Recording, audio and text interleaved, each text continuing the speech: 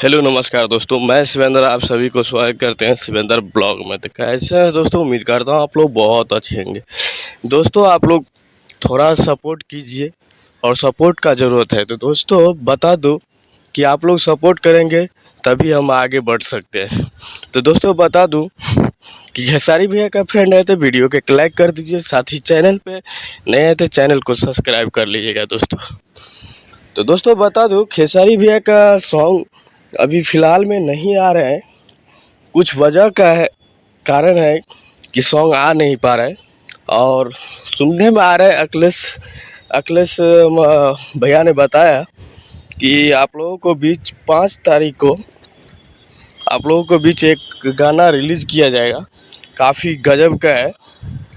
तो दोस्तों आप लोग मेरे चैनल पर नए तो चैनल को सब्सक्राइब कर लीजिएगा। दोस्तों चलते हैं अगले वीडियो में। दोस्तों सुनने में यही आ रहा है, चलते हैं अगले वीडियो में मिलते हैं।